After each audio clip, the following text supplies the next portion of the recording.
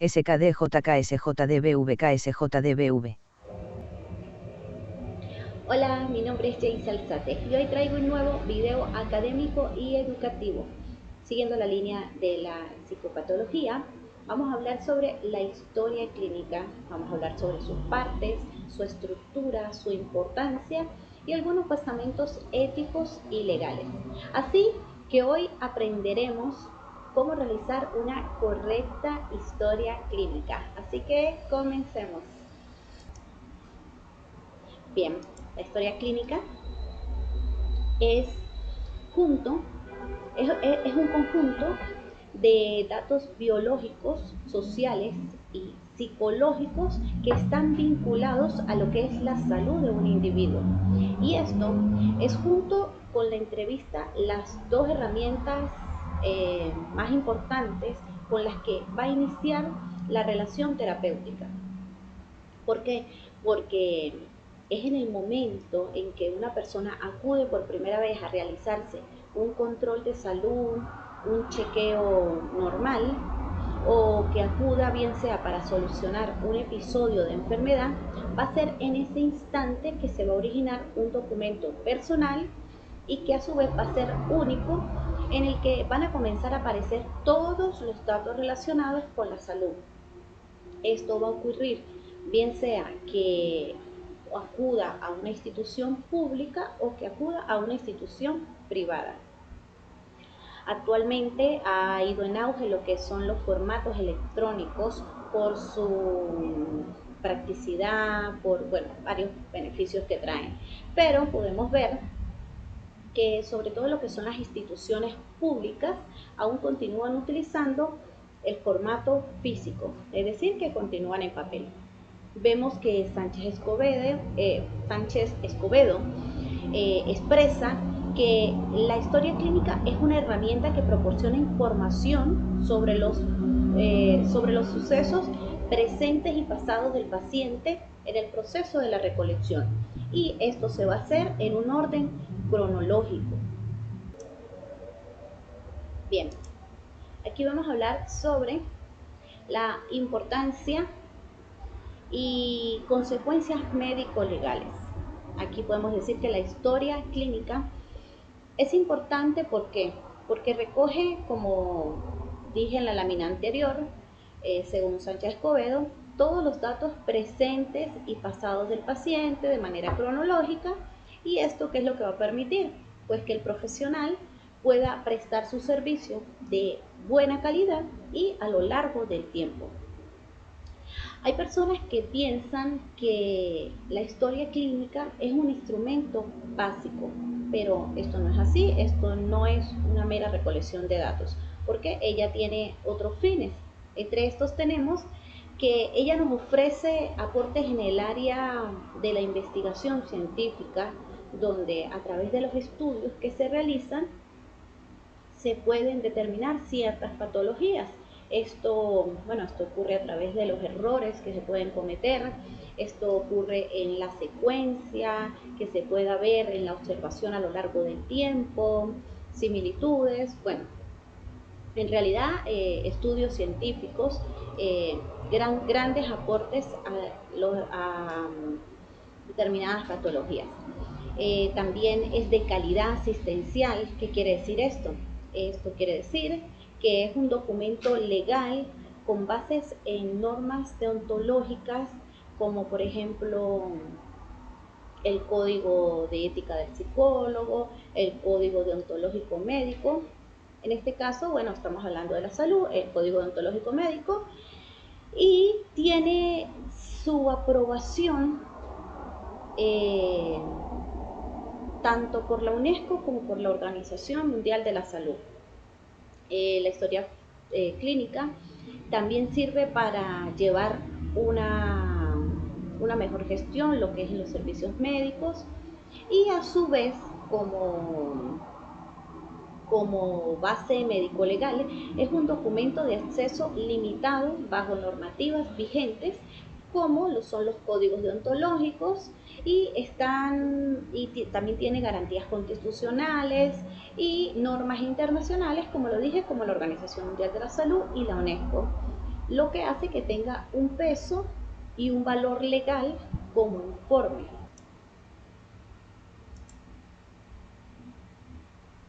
Entre las consecuencias médico-legales que tenemos aquí, encontramos que el incumplimiento o la no realización de una historia clínica correctamente puede tener serias consecuencias o repercusiones, como la malpraxis al no cumplir las normativas vigentes.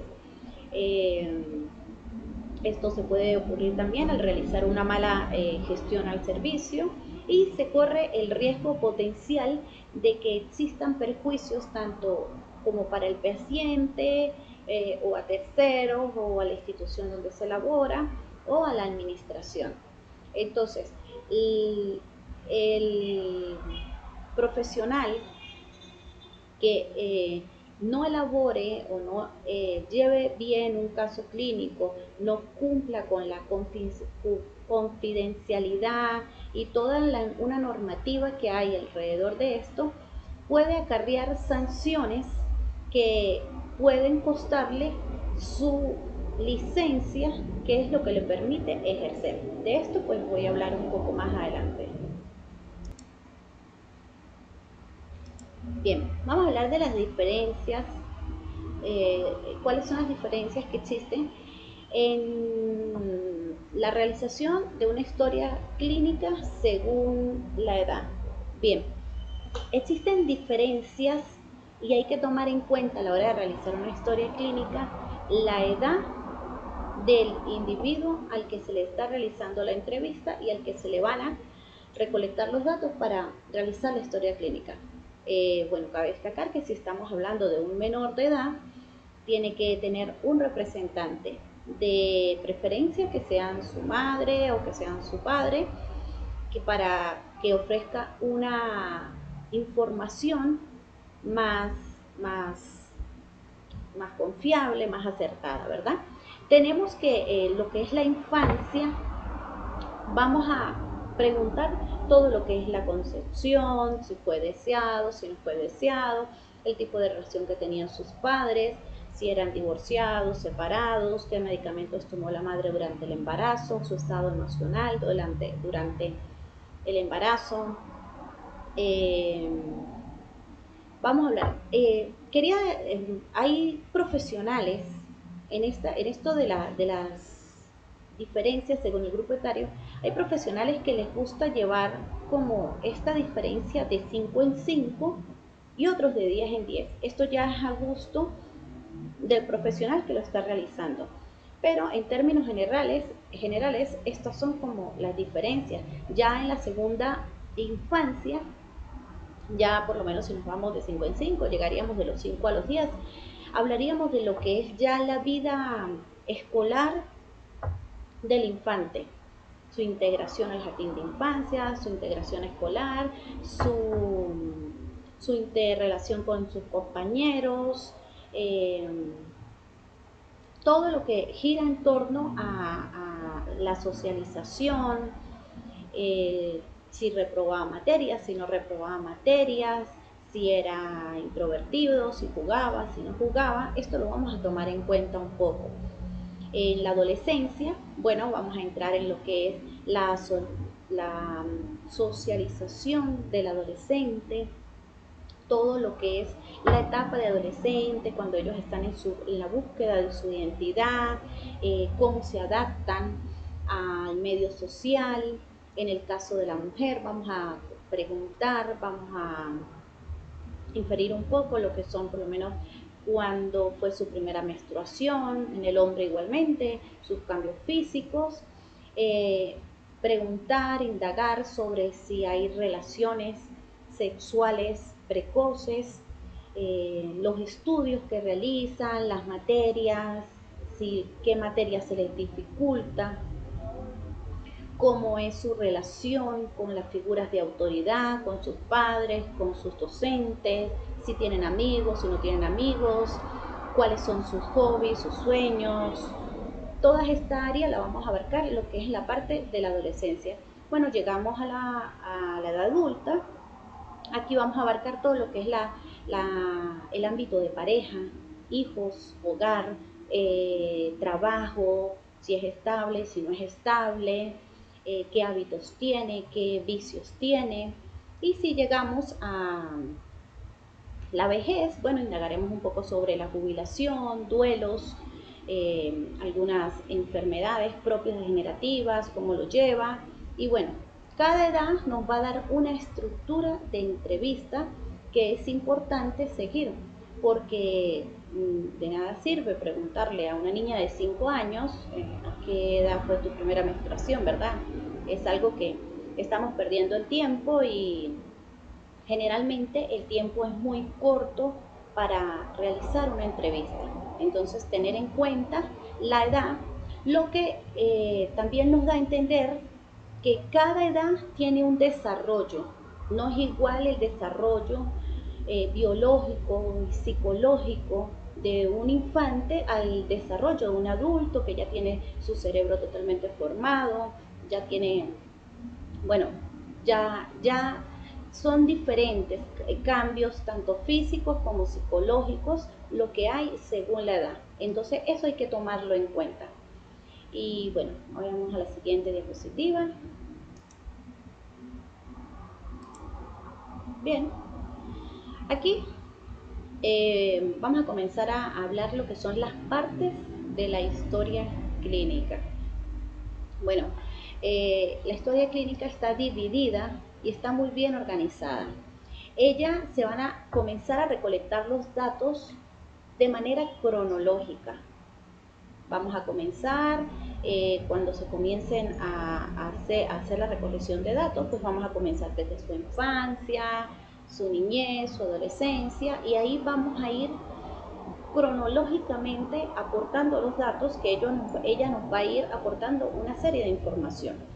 Inicialmente vamos a comenzar preguntando los datos generales, luego problema actual, historia personal, antecedentes familiares, psiquiátricos, antecedentes personales y psiquiátricos también, luego lo que es el juicio y diagnóstico médico, que entraría lo que es la impresión diagnóstica, el tratamiento, las baterías empleadas para clínicos y el programa de tratamiento.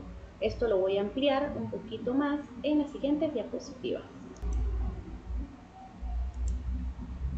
Bien, para comenzar con la historia clínica, vamos a comenzar haciendo lo que es la recolección de datos básicos del individuo. Podemos preguntar si está referido por otro profesional, otro examinador, se puede colocar también en qué lugar está. Bueno, no lo apunté, pero es importante colocar si asignarle un número de historia clínica desde un principio. Hay instituciones que ellos asignan un número, ellos llevan una secuencia numérica con números, con letras, o se le puede colocar su historia clínica, su número de identidad, su número de cédula o su número de pasaporte. Es importante porque esto va a ser un documento único y personalizado. Y se va a hacer una vez, no es que cada vez que vaya el paciente le vamos a abrir una historia clínica. No, ella va a llevar una secuencia a lo largo del tiempo, se van a ir aportando nuevos datos y por eso es importante que sea único y que sea personalizado. Comenzaremos por el nombre, el sexo. No pareciera importante preguntar el sexo, pero en realidad sí que lo es. ¿Por qué? Porque hay personas que tienen, por ejemplo, mujeres que se llaman María José, pero también existen hombres que se llaman María José. Entonces es importante saber el sexo, porque a veces el nombre no nos aporta lo que es el sexo de la persona. Y es importante saber qué sexo es la persona, porque necesitamos saber enfermedades propias de la mujer o enfermedades propias del hombre. Entonces eso va a ser importante. El estado civil, esto es importante también, si es casado, divorciado, cuántos divorcios, por ahí ya vamos viendo la estabilidad de la persona, el nivel de estudios.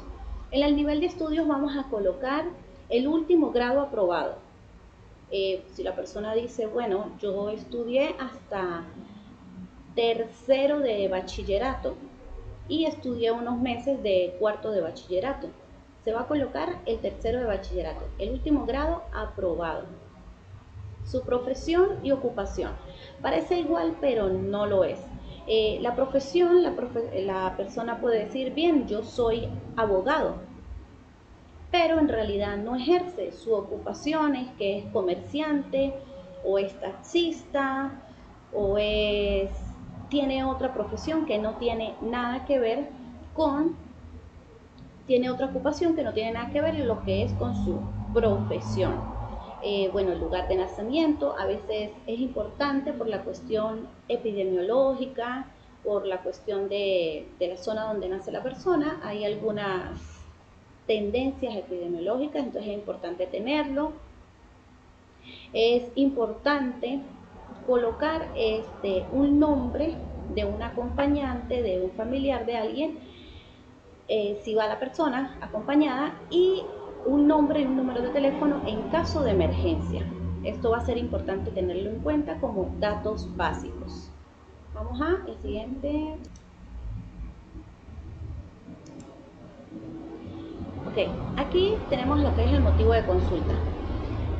En el motivo de consulta, ¿qué es? El motivo de consulta es una descripción textual de lo que es la queja principal del individuo que está asistiendo a consulta. Y esto se va a expresar colocándolo entre comillas.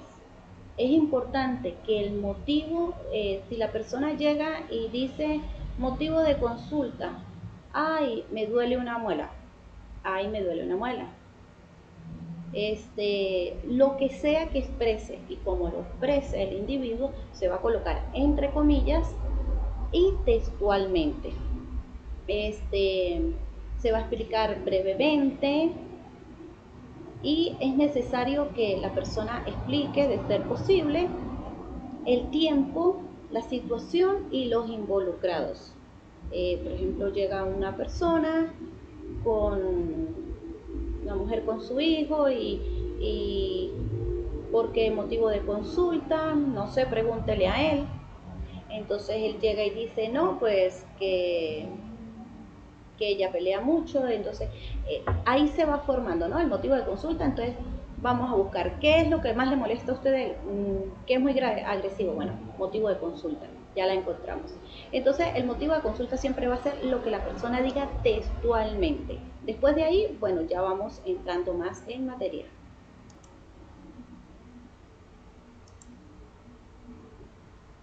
Bien, aquí tenemos la enfermedad actual. Luego del motivo de consulta, luego viene lo que es la redacción de lo que es la enfermedad actual. Y esta es una de las partes que son más delicadas de una historia clínica. ¿Por qué?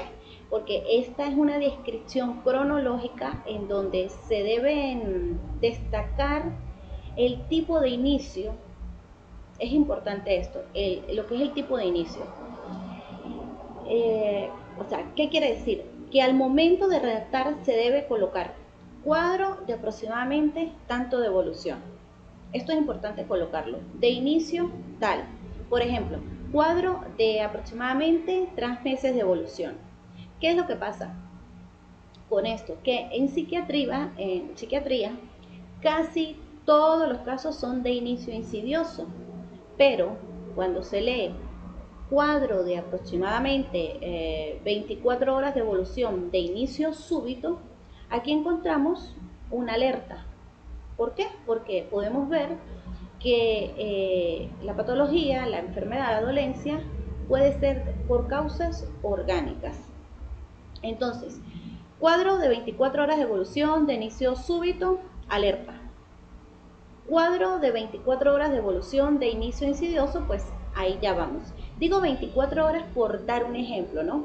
Pueden ser 3 meses, 8 meses, 3 días, es como por dar un ejemplo. Entonces, esto se tiene que hacer de manera cronológica Entonces decimos, cuadro 24 horas de evolución de inicio insidioso caracterizado por, y aquí debemos ir en orden de cuáles fueron los primeros fenómenos que fueron apareciendo y luego seguido de cuáles, si hubo atenuantes o si hubo agravantes, en los que finalmente con eso vamos a llegar a confluir junto con el motivo de consulta, cuál vamos a ir como sacando lo que ya más adelante, el motivo de consulta, más lo que nos va dando en la enfermedad actual, ya vamos dando una impresión diagnóstica, ya vamos haciendo descartes y todo eso. Si se hace de esta manera cronológica, esto nos va a permitir orientarnos más a lo que es un diagnóstico. Eso es lo que quiero decir. Entonces, en la enfermedad actual también podríamos colocar enfermedades actuales y estas se van a poder combinar con descripción cronológica con citas con el paciente. ¿Qué quiero decir con esto? Por ejemplo, cuadro de aproximadamente 2 meses de evolución de inicio insidioso caracterizado por, inicialmente, estado de ánimo persistente bajo. Entonces aquí abro comillas, que es lo que textualmente expresa el paciente, y dice, me empecé a sentir muy triste casi todo el día, no tenía ningún día bueno, cierro comillas. Posteriormente, anedonia, abro comillas, dejé de disfrutar las cosas que más disfrutaba antes, cierro comillas. Apatía, aquí se cita lo que es lo familiar, por ejemplo, abro comillas, me dejó de interesar en los niños, ya no miraba nada en la casa, cierro comillas. Hipobulia, abro comillas, no me provocaba hacer nada donde me tocara moverme. Entonces, bueno, cierro comillas. Entonces, aquí vemos que se está combinando lo que es el fenómeno semiológico y estamos colocando de dónde se obtuvo esta afirmación del fenómeno semiológico. Y así, pues ya colocamos agravado por, discusiones con la familia en las últimas semanas, y esto se ha asociado con ideación de muerte, y ayer ideación autolítica, lo que configuró un acto de tales y tales y tales y tales características. Entonces ahí seguimos colocando, viene tomando tal medicamento prescrito en tal contexto, los paraclínicos que trae son estos y estos y estos, trae tal neuroimagen, para no repetir algo que no sea necesario. O si nos están estudiando casos psiquiátricos. ¿Qué pasa? Que hay personas que ya han asistido anteriormente a otros profesionales o que voluntariamente deciden realizarse algunos preclínicos. Entonces, si están actualizados, se pueden colocar y agregar lo que es en el informe de la historia clínica.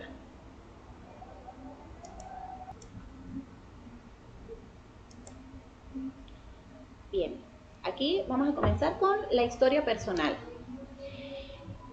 Como ya lo he venido diciendo, esto se va a realizar en orden cronológico.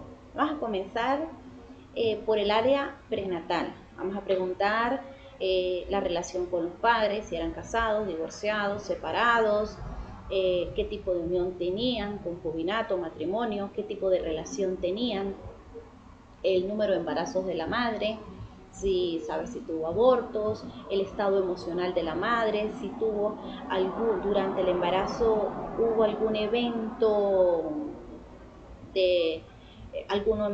evento que fue emocionalmente fuerte para ella, algún duelo, algún accidente, algún desplazamiento, cualquier cosa así, la edad de la madre en el parto. Y luego, vamos a ir avanzando hacia todo lo perinatal, qué tipo de parto tuvo, si fue cesárea, si fue parto normal, si fue un embarazo a término, si requirió hospitalización al momento de nacer, si tuvo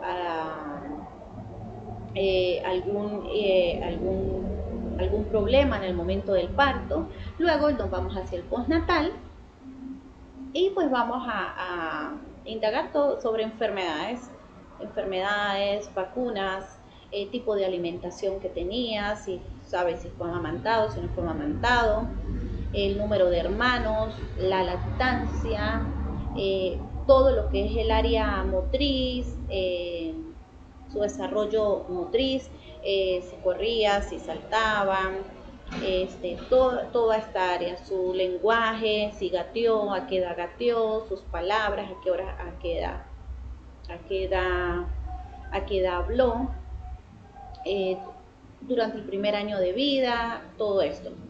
Se va a explorar la dinámica familiar, la historia escolar, así como las áreas físicas, cognitivas, sociales y afectivas del individuo. Luego seguimos con todo lo que es la parte de la infancia, su desarrollo cognitivo, su desarrollo motriz. Aquí pues abarca todo lo que es socialización, si compartía con sus compañeros, si no compartía, cómo se sentía en la escuela, en la escolaridad, el tipo, si perdía materias, si repetía años escolares, si tenía miedos, pesadillas, fobias, si tenía algún síntoma neurótico, como alarse el cabello, con pataletas, cuestiones así, y alguna hiperactividad. Todo esto se va me fue la palabra, se va a preguntar, indagar sobre lo que es la vida del individuo.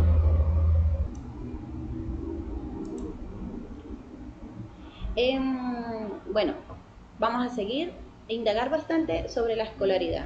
La parte de la escolaridad es bastante importante porque nos dice mucho sobre la personalidad del niño, nos dice mucho sobre sus relaciones interpersonales, nos va a arrojar varias información que es de vital importancia.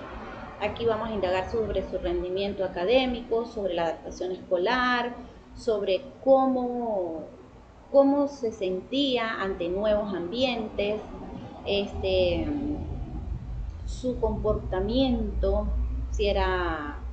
si retaba las figuras de autoridad, si no las retaba.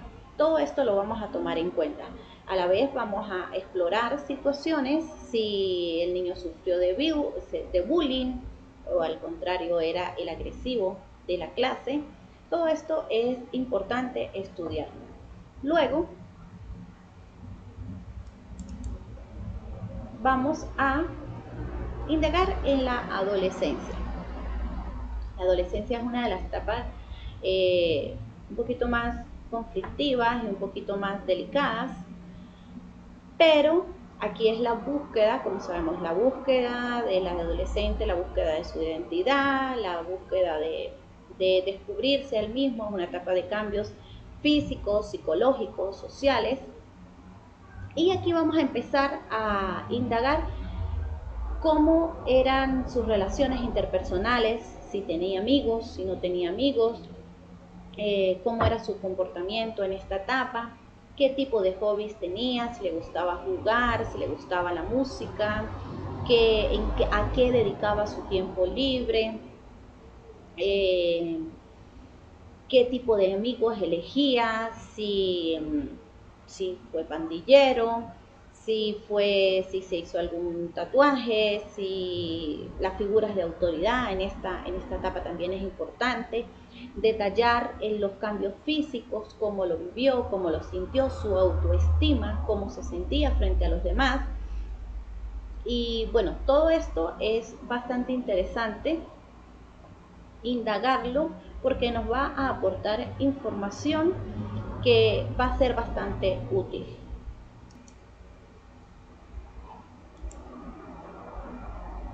Ok, seguimos con la historia personal. La historia personal es una de las partes más largas de la historia clínica. No siempre se va a lograr recopilar toda la información en una primera entrevista, en una primera consulta. Siempre será necesario en las siguientes visitas, pues ir recabando información. Aquí voy a hablar un poco sobre lo que son las figuras de autoridad. Bueno, en relación con las figuras de autoridad, debemos saber que tanto niños como adolescentes pueden tener un carácter fuerte y pueden ser emocionales, y que en ocasiones pueden llegar a ser un poco difíciles y desafiantes, pero debemos observar con mucho cuidado lo que es la intensidad y la frecuencia con lo que esto sucede. Una persona se puede airar, se puede irritar, pero hay que tomar en cuenta con qué frecuencia ocurre eso, con qué frecuencia pierde los estribos, si lo hace con mucha facilidad, si después de enojarse suele ser rencoroso y vengativo, si discute con otros adultos, si molesta a las personas de manera intencional. Todo esto lo vamos a tomar en cuenta, ¿verdad? También vamos a mirar si ocurre solamente en el hogar, si ocurre solamente en la escuela, si ocurre solamente en el vecindario o por el contrario, en los tres sitios es tal cual. Entonces aquí podemos comenzar revisando lo que es el temperamento, vamos a revisar problemas o tipos de crianza, si existen problemas familiares, vamos a revisar su entorno, si tiene amigos, si no tiene amigos.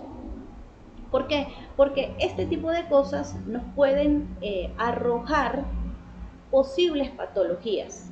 Entre las posibles patologías que podemos encontrar con personas que tengan problemas con las figuras de autoridad, encontramos el trastorno negativo desafiante, encontramos trastornos de aprendizaje y de comunicación, el trastorno déficit de atención por hiperactividad, encontramos que puede tener depresión, que puede tener ansiedad. Entonces, esta parte es importante revisarla.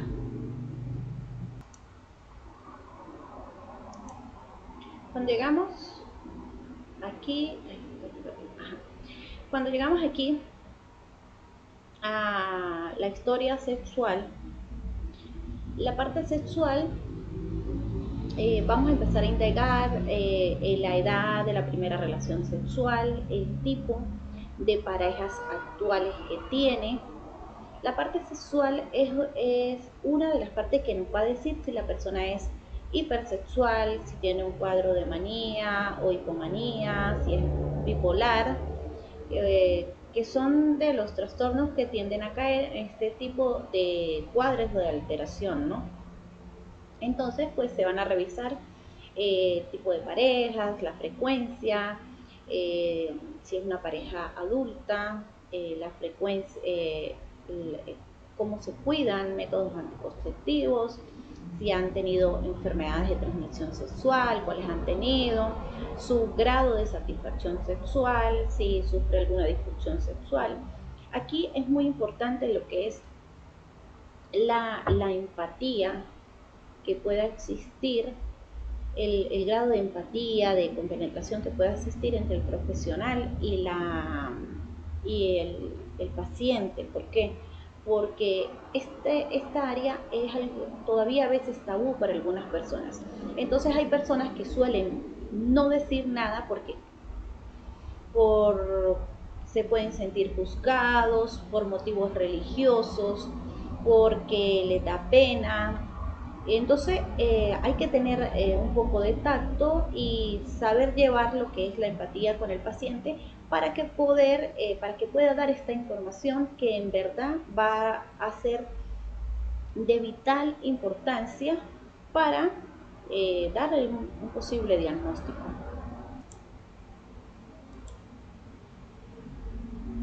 La historia laboral, aquí vamos a indagar sobre a qué edad comenzó a trabajar, qué tipo de trabajos ha tenido, si tiene un trabajo estable, si cambia de trabajo cada 3 meses, qué puesto de trabajo tiene, qué cargo ocupa, qué, qué nivel de... Hay personas que tienen un trabajo de alto riesgo, podemos ver en las imágenes, él es operador de tren, ahí, o sea, un trabajo bastante riesgoso, ¿verdad?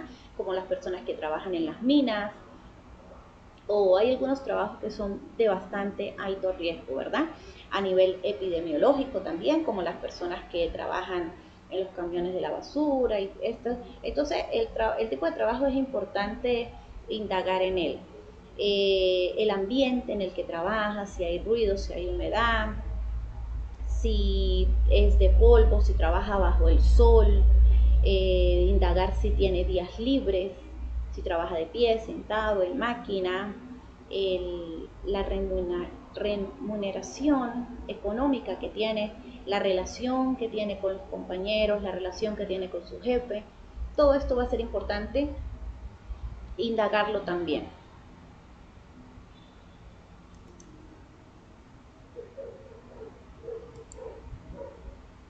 Cuando, cuando hablamos de una persona adulta, en la historia personal, debemos abarcar todo lo que es el área de pareja, el área de matrimonio, los hijos, relación con los hijos, los logros que ha alcanzado esa persona, si ha logrado algo en su vida, tanto económicamente como personalmente, como espiritualmente, como familiarmente, qué tipo de actividades realiza, si realiza ejercicios, si qué rutinas tiene, si comparte con amigos, el trabajo que tiene, qué tipo de descanso tiene. Vamos a indagar todas estas áreas en la parte de la adultez, obviamente. Bien, aspectos significativos. En los aspectos significativos que son, esto es pues todas aquellas actividades de la vida diaria, como lo es el autocuidado, todo lo que es la movilidad que mantenemos nosotros, la alimentación, cantidad y calidad, obviamente, patrones de sueño, higiene,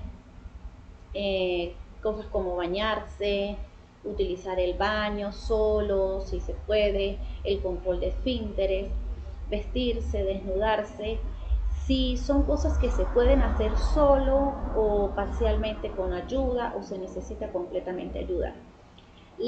Los aspectos significativos eh, van de todo lo que son las actividades que nos permiten lo que es la integración en la comunidad, lo que nos permite ser funcionales, lo que nos permite gestionar nuestra propia casa y nuestra propia vida.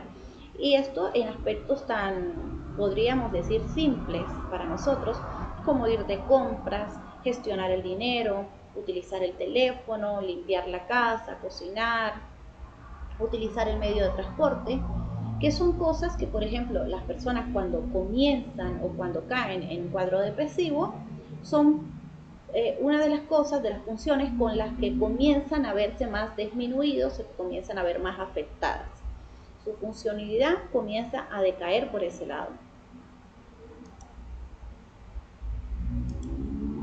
Y entre los aspectos significativos también hay que tomar en cuenta los hábitos que tenga la persona, consumos, si consume sustancias, si fuma cigarrillo, cuántos cigarrillos se fuma, cada cuánto, si toma café, qué cantidad de café toma.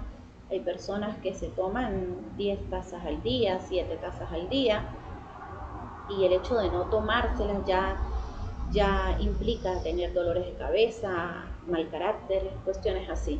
Entonces, no solamente indagar sobre vicios como alcohol, obviamente, drogas como marihuana, como anfetaminas y el uso de drogas, toda las ramas que existen, ¿no? Toda la gran variedad que existe, pero sin aspectos también que pueden pasar solapados, por así decirlo, como lo son el café, el alcohol. Si dice, no, yo solamente me tomo una cerveza los fines de semana o solamente tomo viernes, sábado y domingo, cuánto lo hace. O hay personas que dicen, no, yo todas las noches antes de dormir me tomo mi copita de vino. Entonces, ese tipo de hábitos es importante tomarlos en cuenta. En caso de que la persona haya tenido algún vicio, hay que indagar cuándo fue la última vez que consumió, qué cantidades consume, si está el patrón de utilización es de tipo recreativo, abusivo o nocivo, si qué cantidad consume, si ha intentado dejarla, los síntomas de abstinencia que ha tenido, vómitos, calambres, qué tipo de abstinencia ha tenido, cuánto tiempo ha durado sin consumir, si ha tratado de buscar ayuda, si ha tomado algún medicamento referente a esto. Esta parte hay que indagarla con mucho cuidado. En tal caso, a veces es necesario abrir una historia clínica aparte, con paraclínicos y todo, en el área de las drogas, hacer su respectivo seguimiento. Los antecedentes psiquiátricos personales son bastante importantes. Yo todo le digo que son bastante importantes. Bastante importante. A ver, aquí vamos a hacer mención a lo que son datos relevantes de los padres, de los hermanos, de los tíos, de los abuelos, todo lo que es en línea consanguínea. Puede que alguien diga, no, yo tengo una tía que es esquizofrénica, pero cuando vamos a ver es la esposa del tío, no hay línea sanguínea ahí, entonces no se va a tomar mucho en cuenta. Vamos a tomar en cuenta lo que es la línea sanguínea. Obviamente, con especial cuidado y colocando especial atención a aquellos que son problemas de salud mental a la hora de preguntar, ¿no? Por los padres, por los hermanos, todo esto. Aquí debemos preguntar puntualmente por intentos de autolesiones, por suicidios consumados en la familia, preguntar si en la familia han existido casos de problemas de salud mental, si han sido diagnosticados o no han sido diagnosticados. Podemos ver en muchos casos que hay personas que dicen, pues no, yo tenía un tío que era el tío deprimido, pasaba deprimido gran parte del año y de un momento a otro él pues se colocaba todo acelerado, salía, bailaba, compraba, vendía. Entonces, aunque no hay un diagnóstico, nos puede estar dando luces de algunas cosas, ¿no? Es el tipo de casos donde uno pues abre comillas y dice, sí, teníamos un tío tal y tal y tal y tal, y el día menos pensado se suicidó. Tomar especial cuidado en preguntar conductas suicidas, como lo dije, trastornos psiquiátricos, si están diagnosticados o no están diagnosticados, si alguno ya está diagnosticado, los tratamientos farmacológicos, el ambiente familiar que se vive como consecuencia de esto, la situación económica a veces es importante también. Entonces esto con base a lo que son los antecedentes psiquiátricos familiares. Cuando comenzamos a preguntar por los antecedentes psiquiátricos a nivel personal, vamos a tomar en cuenta, como ya lo hemos venido haciendo, los hábitos, tóxicos que tengan, enfermedades patológicas que tenga, que haya tenido, cardiopatías, neumonías, todo lo que es el área de salud, ¿verdad? Traumatismo, convulsiones, todo eso vamos a eso. Pero en el área psiquiátrica vamos a preguntar episodios previos que hayan requerido atención o tratamiento psiquiátrico. Vamos a preguntar si alguna vez ha sido diagnosticado con depresión o con algún otro síntoma. Si de ser así, si ha requerido hospitalización, cuánto tiempo, qué tipo de tratamiento farmacológico recibió, qué tolerancia tuvo, qué consecuencias tuvo. Vamos a preguntar si habían tiempos de remisión, había tiempos donde, episodios donde se agudizaba más, donde tiempos donde ya sentía que no, que ya se tranquilizaba, decía, no, por tiempo estoy contento, por tiempos triste. Si hay tratamientos prescritos. Vamos, esto en cuanto al área psiquiátrica, vamos a recolectar toda la información. En cuanto al área de antecedentes penales, aquí vamos a evaluar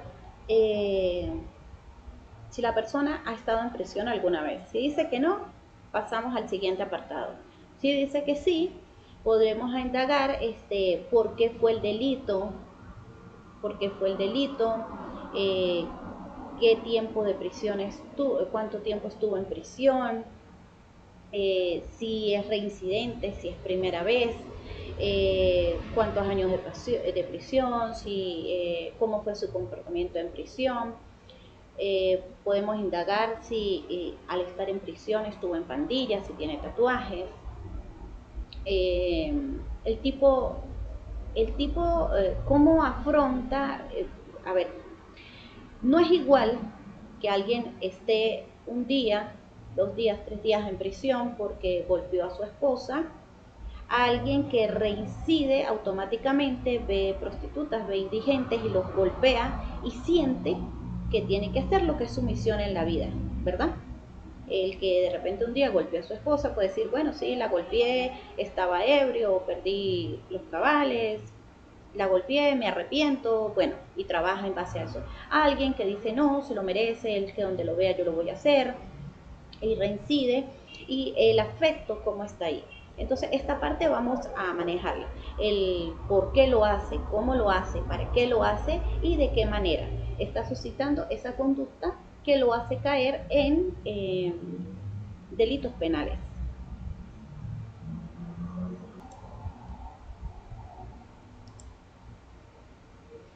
Bien, en, en la parte de la historia familiar, lo que es organización, funcionamiento, relaciones interpersonales y expresiones de afecto, vamos a tomar ciertas características en cada área. En la organización vamos a destacar, vamos a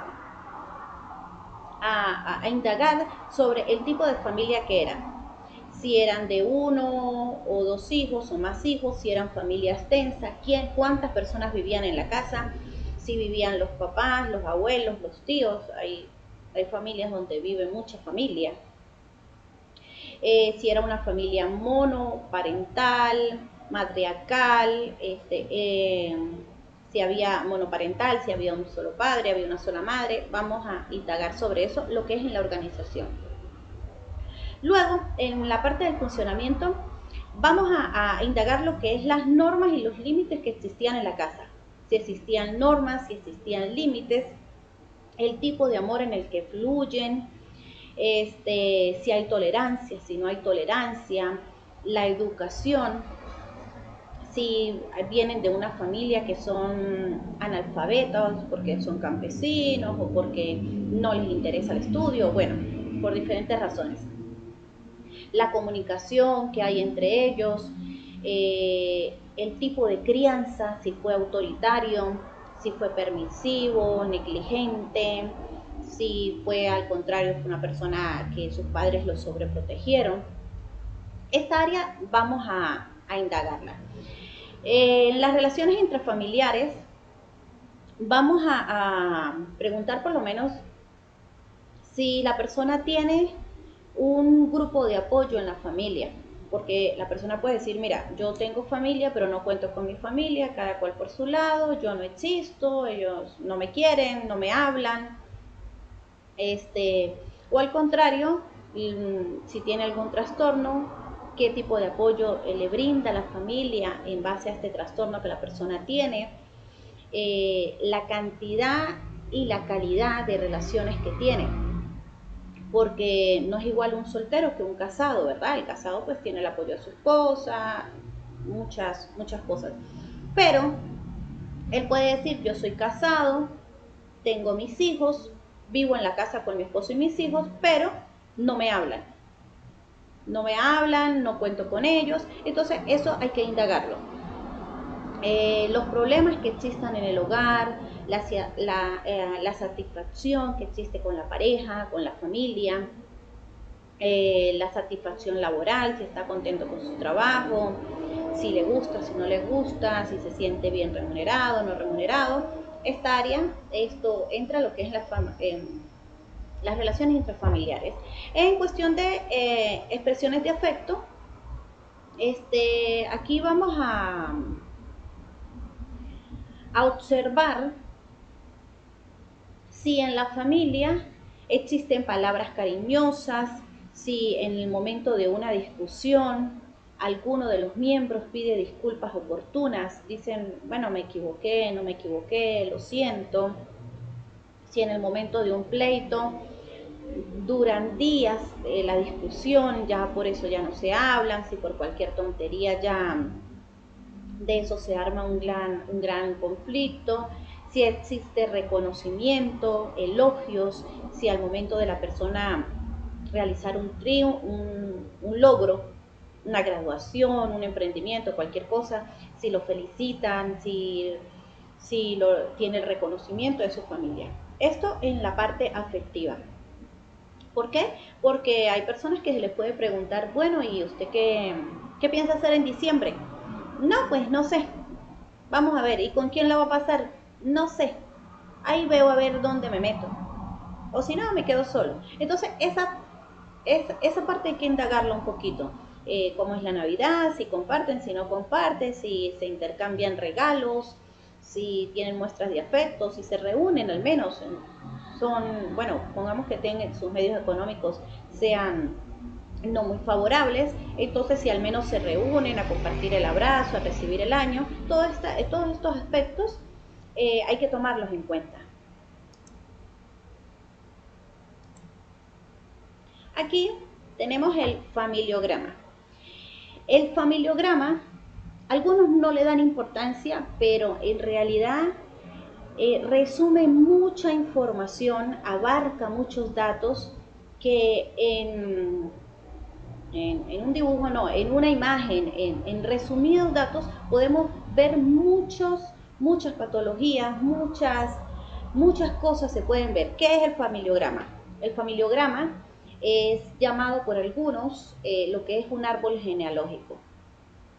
¿Por qué? Porque trae hechos marcados.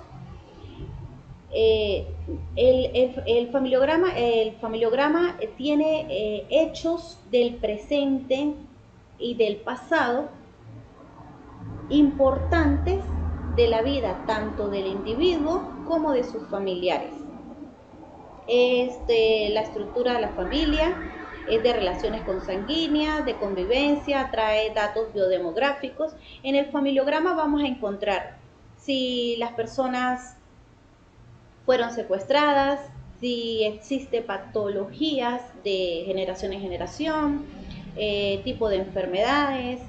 Vamos a ver una serie de información resumida que no podemos ver a lo mejor cada cual por su lado, ¿verdad? ¿Cómo funciona? Ella funciona a través de símbolos. Podemos ver aquí, no sé si se ve el láser, bueno, voy a colocarlo de otra forma. Aquí el cuadrito es el hombre, el círculo es la mujer. Cuando vamos a hablar de la persona que es la consultante, se va a remarcar, o sea, se va a colocar un doble círculo, se va a colocar un doble cuadro, que es lo que va a enfocar, que es la persona de quien se está sacando la información. Bueno, aquí está. Entonces, fecha de nacimiento. Aquí nos indica que la persona nació en el 73, murió en el 2004. Cuando colocamos, se coloca la X dentro de la figura, quiere decir que la persona falleció. Seguidamente eso en un ladito se va a colocar la fecha del año de nacimiento y el año de muerte. Matrimonio, aquí colocamos esta línea. Esta línea quiere decir que la persona está casada. Hay personas que colocan la edad en la que la persona se casó, otros colocan el año, otros colocan el tiempo de duración del matrimonio. Esto pues ya es a gusto, ¿no? Bueno, voy a resaltar que este tipo de familiograma es muy usado lo que es por la terapia sistémica. Se usa mucho porque aporta muchísima información. Bueno, en cuestión de separación, si hablamos de que una persona se separó, aquí está el matrimonio, pero tiene una línea atravesada, lo que quiere decir que la persona es separada. La persona está casada, se separó, pero aquí se divorció. 2 rayitas significa divorcio, 1 rayita divorcio. Entonces aquí, matrimonio a los 22 años. Entonces aquí, se casó a los 22 años, se divorció a los 26, a los 23 creo que es. Ajá. Aquí matrimonio a los 22, se separó a los 23, pero se divorció a los 40. Entonces aquí ya esto nos va arrojando cosas de la persona, porque aquí podemos ver que ya no cierra ciclos, pasó muchísimos años para poderse divorciar. Aquí, cuando la persona es de unión libre, de unión abierta, lo que algunos llaman también amante o que es una aventura, cuestión así, se va a colocar la línea pero punteada. Matrimonios múltiples. Bueno, vamos a colocar a la persona que se está entrevistando y aquí podemos ver, se casó a los 55, se divorció a los 59. Luego se casó a los 60, se divorció a los 70. Luego se casó a los 80 y se separó a los 83. Podemos ver que se separó pero que no se divorció. Matrimonio complejo, bueno, esto es tanto por el lado de la pareja actual, esta es la pareja actual, estos son los esposos, se casaron a los 80 y estas son sus divorcios anteriores y sus divorcios anteriores. Ay.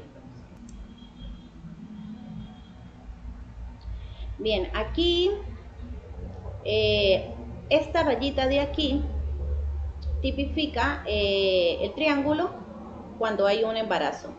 Cuando hablamos de que la mujer tuvo un feto muerto, si era niña, si sabía, en caso de que llegue a saber el sexo, si era niña, se le va a hacer su círculo con una X, si era niño, su cuadrito con una X.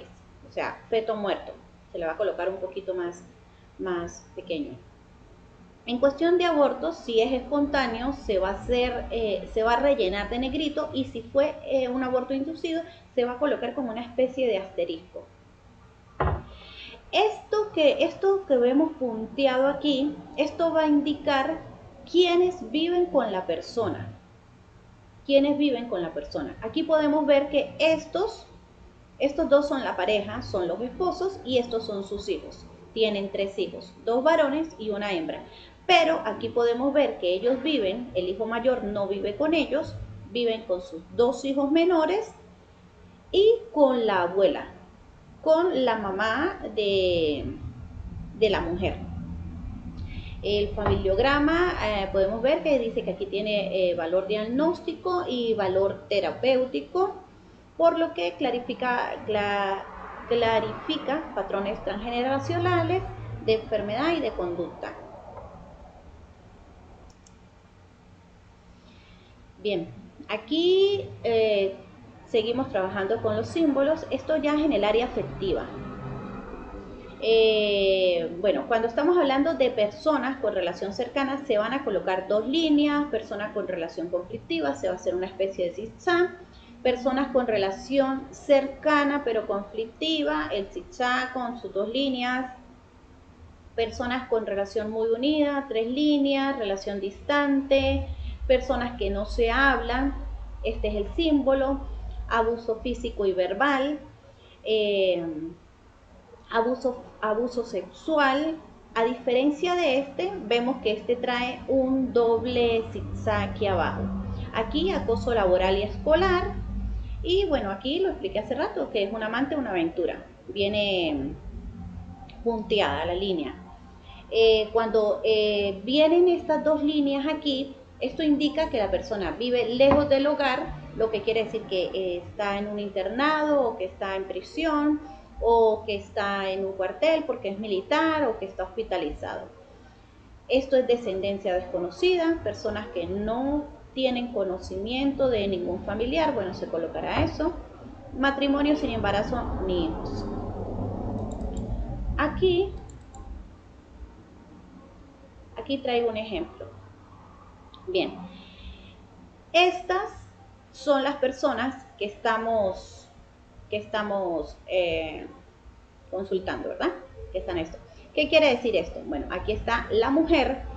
Ella, junto con su mamá, tiene una relación apartada y separada. No se habla con su mamá. Con su hermana tiene una relación conflictiva. Esta es su hermana, esta es su mamá, esta es su hermana, tiene una relación conflictiva. Con su papá, esta línea dice que tiene una relación distante. Luego, aquí este es su suegro.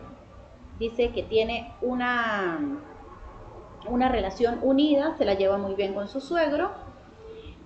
Esto con su esposo tiene una relación unida, tiene una buena relación con su esposo, pero su suegro tiene una relación muy conflictiva con estos son gemelos, tiene una hembra y un varón, pero con la hembra tiene una relación conflictiva.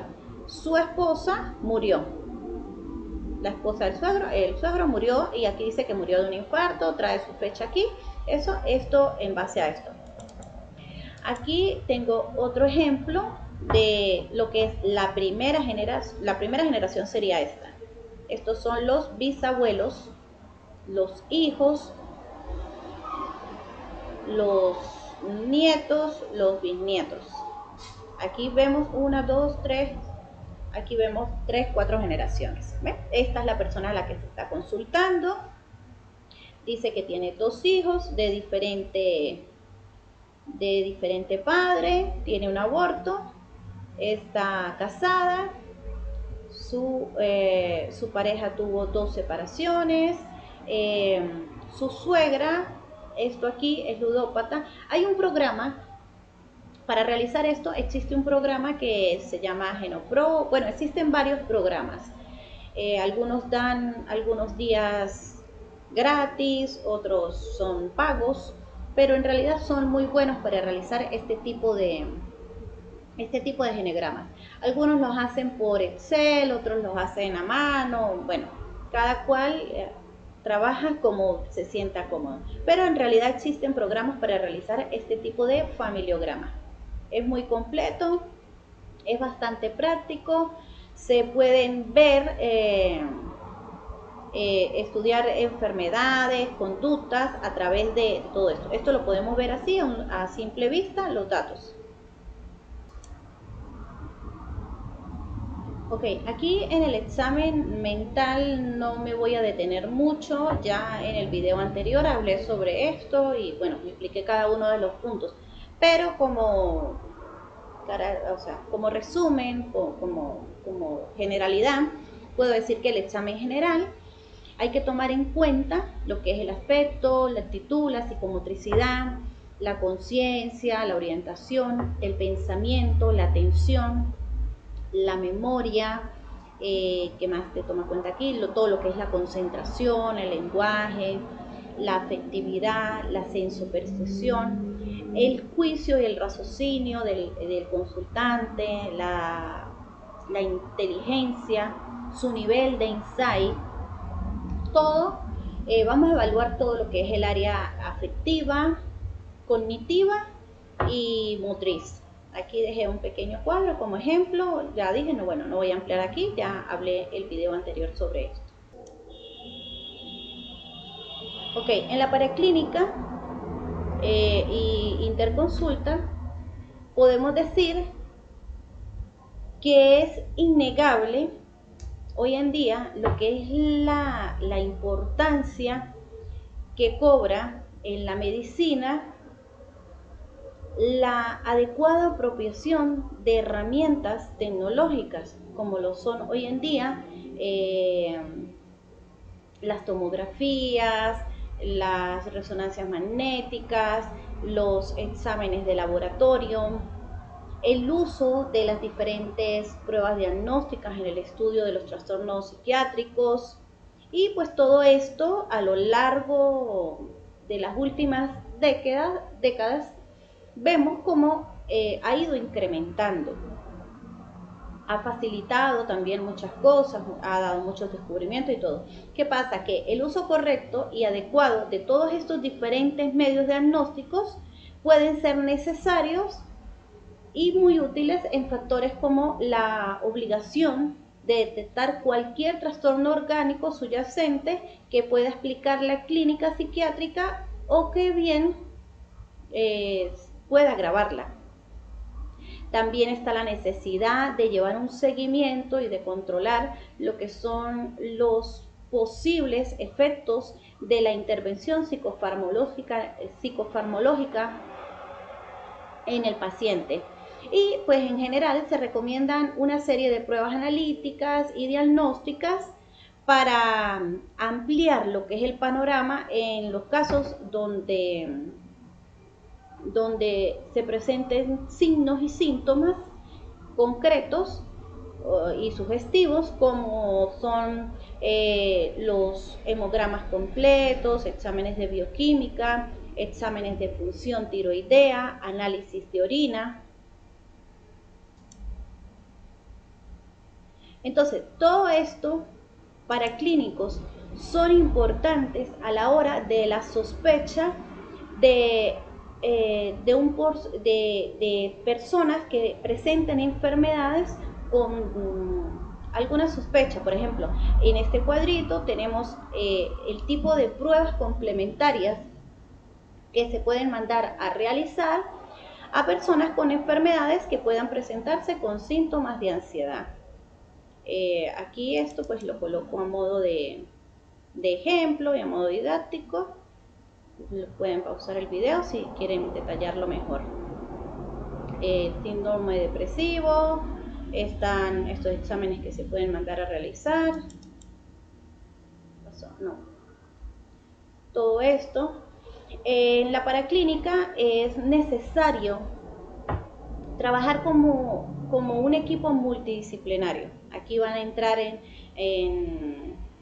escena en la medicina interna, endocrinología, sexología, la neurología.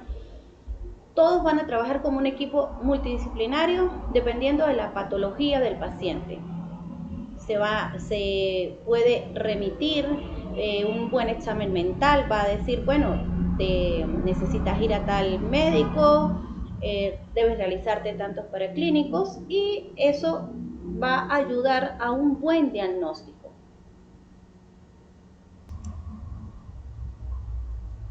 Obviamente, en la parte psicológica se puede hacer uso de los instrumentos de evaluación psicológica que existen, como son los test de inteligencia, las pruebas de evaluación de deterioro funcional, los test de personalidad. Y bueno, cada área tiene paraclínicos bastante amplios de los que se pueden hacer uso para complementar el estudio del paciente. Bien, llegamos a la impresión diagnóstica. ¿Qué es la impresión diagnóstica?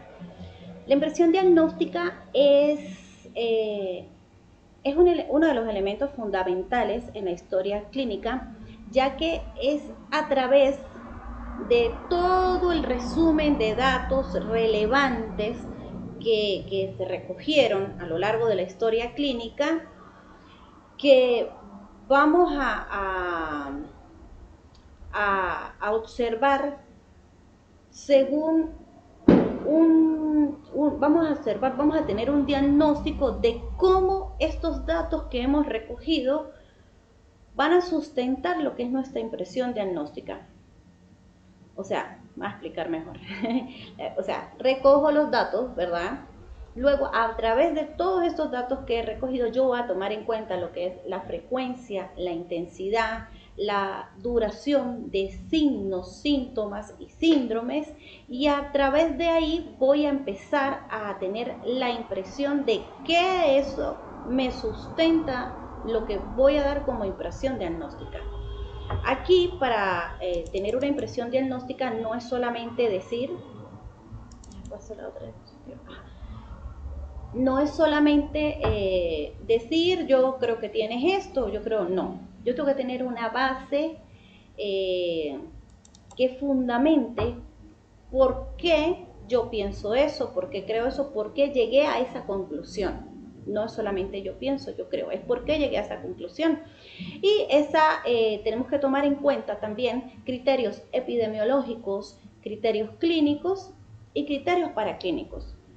Bueno, no voy a ampliar mucho, no me voy a detener mucho aquí porque el tiempo pasa. Pero en términos generales son el tipo de cosas que tomamos en cuenta para tener una impresión diagnóstica. Son tomar los datos relevantes y de allí dar un fundamento, una base a la impresión que tenemos que tiene el paciente.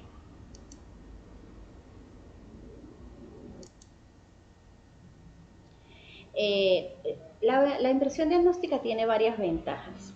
Una de ellas es que su utilidad permite planificar lo que es el tratamiento que va a tener el paciente.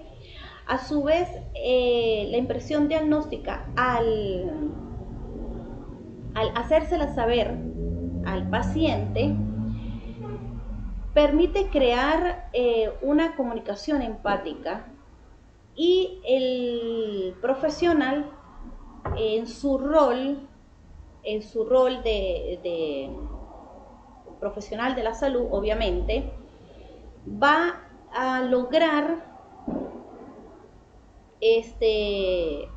entrar en conciencia o que las personas fácilmente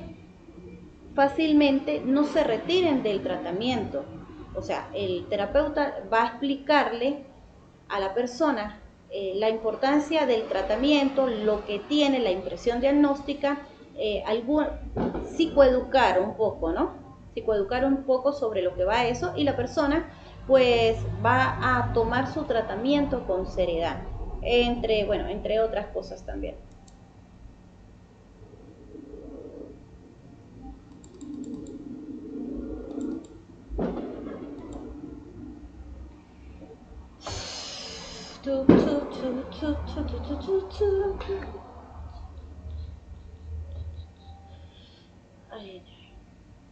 Ay, esto no agarra.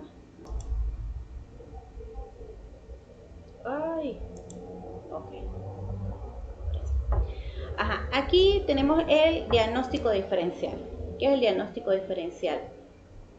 El diagnóstico diferencial es cuando tenemos la impresión diagnóstica, ¿verdad? La impresión diagnóstica es sospecho, creo, en base a esto, esto y esto y esto, que la persona tiene tal patología. Pero eso no es suficiente para diagnosticar, no es suficiente. Tenemos que tomar en cuenta los paraclínicos, tenemos que tomar en cuenta también los manuales diagnósticos. Tenemos que tener bases para dar un diagnóstico concreto. Yo aquí coloqué lo que se tiene que tomar. No voy a ampliar mucho en esto porque de verdad el tema es un poquito amplio y el tiempo pues corre. Aquí coloqué el DSM-4 porque yo sé que se está usando el DSM-5. Lo que pasa es que el DSM-5 tiene una escala bastante amplia de explicar, pero el DSM-4 no desapareció, sino que sus ejes se fusionaron. Entonces, para mayor comodidad, así a modo didáctico, para mayor aprendizaje, está clasificado aquí por los ejes. Es lo mismo, lo que está fusionado y aquí está por ejes. Entonces, vamos a tomar en cuenta a la hora del diagnóstico diferencial el trastorno de personalidad, si tiene trastorno de personalidad que son trastornos no psiquiátricos, entonces vamos descartando según los ejes que nos dan el diagnóstico. Podemos tomar en cuenta el DSM, podemos tomar en cuenta el CIE-10 también, que tiene todo su capítulo también en base a lo que son los trastornos de comportamiento y conducta. El GLA también es muy utilizado a la hora de la hospitalización, del 41 para abajo, requiere hospitalización y eso. Y bueno, el diagnóstico diferencial es eso, es hacer las comparaciones entre los síntomas y todas las características que presenta el paciente junto con paraclínicos, junto con la duración, junto con la intensidad, a lo que dicen los manuales y poder darle base al diagnóstico que se va a dar.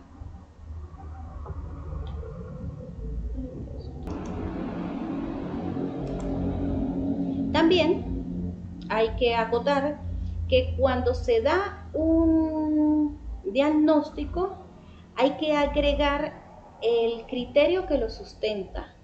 Hay que agregar el criterio que lo sustenta en la parte de abajo.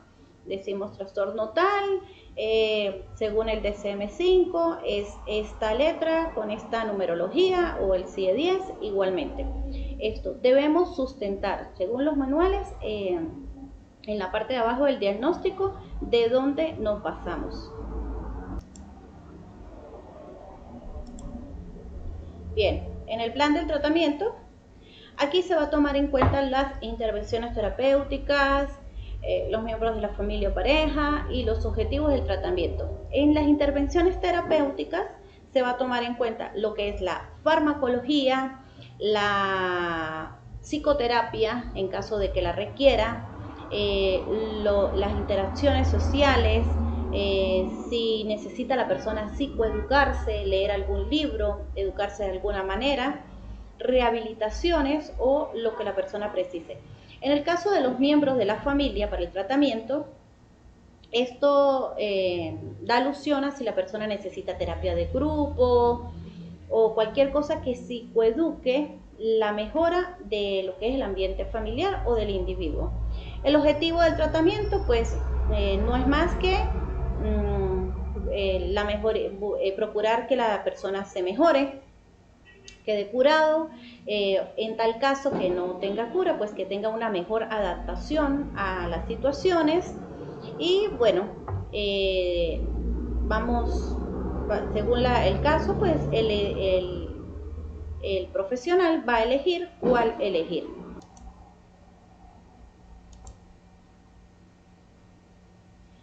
En la evolución interconsulta, aquí son las visitas que irá haciendo el paciente para ir revisando cómo va su tratamiento, si ha avanzado, si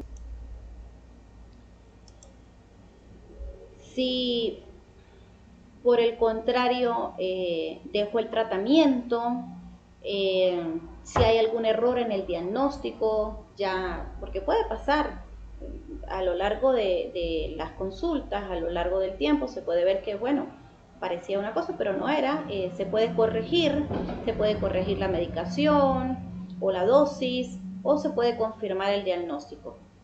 Esto es, bueno, la evolución que se tiene durante lo que son las visitas a el especialista en base a la patología que tiene el individuo. En el pronóstico, aquí en el pronóstico, una vez que está establecido el diagnóstico, se realizará una orientación pronóstica teniendo en cuenta las posibilidades terapéuticas. Se le va a explicar al paciente cómo puede evolucionar la enfermedad, bien sea para bien o bien sea para mal. O sea, se le informará a la persona el pronóstico de cómo va a evolucionar la enfermedad. ¿Ok? También hay que prestar mucha atención cuando se trata de procesos que son recurrentes o cuando hay riesgo de recaídas y cuando se pueden prevenir las mismas. Entonces, un poco sobre esto es lo que va el pronóstico. Bien, llegamos a lo que son los aspectos éticos y jurídicos de una historia clínica. ¿A qué nos referimos cuando hablamos de aspectos éticos y jurídicos? Cuando hablamos de aspectos éticos, nos referimos a aquella parte que busca privilegiar el bien común, aquella parte que habla sobre el comportamiento humano en la sociedad, sobre la disciplina, sobre los lineamientos, sobre los valores por los que se debe dirigir un profesional en la actividad que va a realizar. Esto abarca todo lo que son la moral, las costumbres, los valores, todo esto. Y los aspectos jurídicos, pues estos nos hablan de lo que es el marco legal. Está relacionado con el derecho, con las leyes, que son un conjunto de normas que regulan la conducta del hombre y que en caso de incumplimiento, esta se verá expuesta a sanciones o penalizaciones por el incumplimiento. Voy a explicar un poco lo que son las normativas legales de una historia clínica y por qué es tan importante.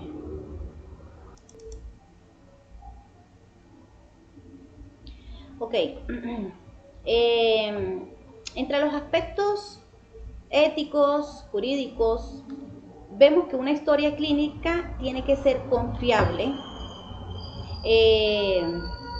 tiene un valor legal, tanto por el código deontológico de médicos, el código ético del psicólogo, tiene valor legal por la Constitución, tiene valor legal por instituciones internacionales como la UNESCO, como la Organización Mundial de la Salud. Hay otras instituciones que también la avalan con valor legal, la Constitución, bueno. En la historia clínica, el paciente tiene derecho a que quede constancia escrita de todo el proceso de cómo se está llevando su patología o la forma así sea un chequeo, que quede en constancia de que él asistió, que paraclínico llevó, todo su examen mental, todo debe quedar en constancia. La historia clínica debe estar indicado por un número único y personal. Es importante que en la historia clínica el especialista que está evaluando deje impreso su número de federación y su sello. Eso es importante porque esto es lo que le va a dar valor también. El especialista debe colocar su número de registro en la federación y debe colocar su sello. El siguiente. Bien, aquí tenemos en el caso de la ética del psicólogo. Tenemos que en su capítulo 5 nos habla de los deberes del psicólogo para consultante. Este va a constar de 31 artículos que nos va a hablar sobre los derechos de los pacientes. Habla sobre que el paciente tiene derecho a que se le respete su personalidad, a que se le respete su intimidad, a que se respete su confidencialidad, o sea, que sea confidencial lo que se dice y lo que pasa. Por eso es que la historia clínica no puede ser expuesta. ¿Qué pasa? Hay una duda, una interrogante que se hace en si la historia clínica es pública o es privada. Es algo como semipúblico, por así decirlo, porque en realidad es personal de la persona, no se puede exhibir. Un colega, un especialista puede decirle a otro colega el caso de su paciente para un mejor punto de vista, para estudiar el caso, para tener una visión más amplia de su patología, pero lo que no puede es darle los datos del paciente ni cederle la historia clínica. Él puede comentarle el caso, puede eso, y bueno, eso lo va a ayudar en el caso de la patología, pero en ningún caso, bajo ninguna circunstancia, puede cederle al otro profesional su historia clínica. Tampoco puede estar paseando con la historia clínica, meterla en su portafolio y tenerla para arriba y para abajo. Es delicado en caso de que se pierda y bueno, y toda una cuestión porque existe derecho a la intimidad. En el caso, ¿sí pasó? Sí. En el caso del capítulo 4, nos va a hablar de los deberes éticos frente a las autoridades públicas. A pesar de que la historia clínica es personal, es privada, existen algunos casos donde el profesional puede realizar informes legales, puede realizar informes para guardia y custodia de menores, para informes de idoneidad en los casos de adopción, informes de incapacidad por algún accidente de tráfico. ¿Qué pasa? Al realizar el informe, el profesional dará un resumen, por ejemplo, en el caso de la adopción. El profesional en ningún momento va a ceder la historia clínica, simplemente como informe a modo de resumen va a expresar que la persona tiene un buen estado mental, un buen estado económico, que cumple los requisitos de ley, por así decirlo, para entrar en el proceso de adopción.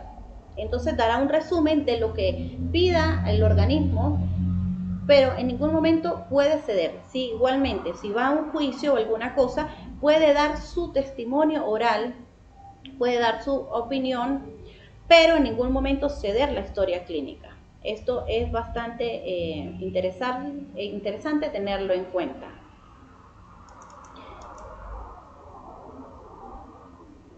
Bueno, como basamento legal tenemos el Código de Ética del Psicólogo, que consta de varios capítulos, entre esos tenemos el capítulo 4, el capítulo 5, el capítulo 7, con algunos artículos que van a darle valor legal y van a dar como la dirección de lo que se puede y no se puede en la historia clínica.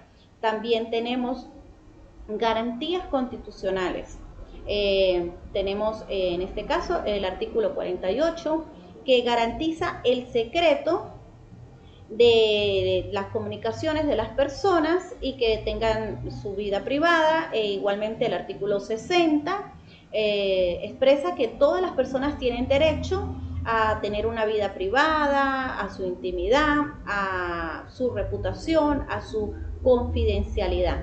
Entonces, constitucionalmente, esto es el valor legal que tiene. Igualmente, en caso de que algún profesional incumpla la ley porque no sabía, por negligencia, por imprudencia, esto va a acarrear sanciones. Dependiendo de la gravedad, se le puede suspender temporal o definitivamente su licencia para ejercer la actividad. También tenemos que en el Código Civil, en su artículo 2, expresa que el desconocimiento de la ley no lo exime de que sea sancionado. Bueno, ¿qué sigue? Bueno, esto es algunas bibliografías, en caso de que ves. Bueno, esta es la importancia de la historia clínica. Como podemos ver, tiene la recopilación de datos, tanto pasados como presentes de un individuo.